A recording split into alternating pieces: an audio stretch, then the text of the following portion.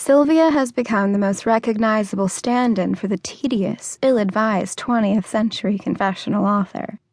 Despite her coming of age among a cohort of men describing their own venereal disease as if the pustules themselves were matters worthy of the canon, it is Sylvia's interior life that is so often pointed to as a case of something crass and self-indulgent. To this day, even as Sylvia is long dead by her own hand, her cautionary tale is not about lives poorly lived, but about feelings too earnestly expressed. Nearly half a century after her death, we remain more interested in girls being kept palatable than being kept alive. The number of hands that have been wrung and fingers that have been wagged at girls who dare to give voice and name to their interior lives suggests that the written history of the world is absolutely awash in this stuff. But the female voice, and the girl's voice especially, is characterized mostly by the deafening silence it emits from the canon. To read the historical record without context suggests that female self-awareness was a genetic anomaly that emerged in the 18th century and remained exceedingly rare until the second half of the 20th century.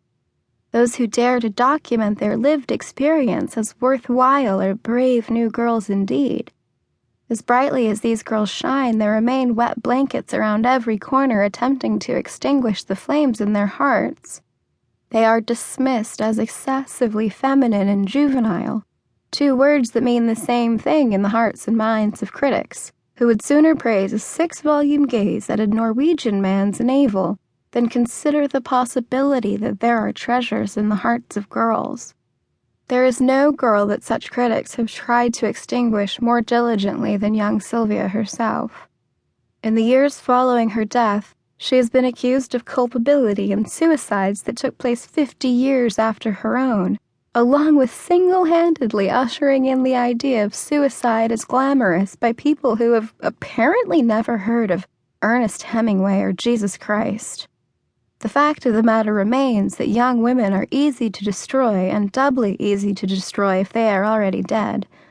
Fortunately, it is also historically the habit of young girls to practice witchcraft, and so the girls keep bringing Sylvia back to life. Young girls are smarter than they're given credit for, and more resilient too. They like what they like for good reason. They seek to build kingdoms out of their favorite people and things, and there is a certain subset of girls, even today, who have made Sylvia their icon-elect. The reputation of young girls for wearing their hearts on their sleeves is one that is discussed more often as unwittingly sharing too much information, rather than framing them as active agents making decisions on how best to publicly express themselves.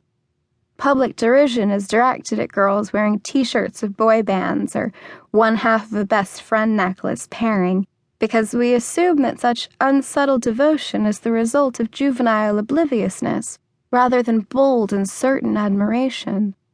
There is intention behind both the words and the images these girls share in their modes of self-expression, intention that we overlook at the peril of our own understanding of how affections operate throughout a lifetime. At the convergence of adolescent admiration for Sylvia and the penchant to wear one's interests in literal and visible ways is a massive selection of Sylvia paraphernalia available for purchase online. I discovered this treasure trove by accident when looking for a canvas bag with a quote from Joan Didion on the online crafting marketplace Etsy. I found the bag in an online shop that featured loads of items inspired by Sylvia Plath's words and face. I conducted a search for her name that rendered 399 results. In contrast, Joan Didion presented a single page of 11 crafts dedicated to the author. A search for Flannery O'Connor in all of her haunted glory netted 35 results. The closest iconic 20th century author I could search, Toni Morrison, trailed with 58 items. The clothes featuring Sylvia's image and words vary wildly in cost and quality. They are collections so diverse in color, design, and selected imagery and text that one could wear nothing but Sylvia-related garments for weeks before anyone detected the pattern. In my initial search in the late fall of 2015, I discovered a pair of flats featuring her portrait, some poetry, and an image of her tombstone.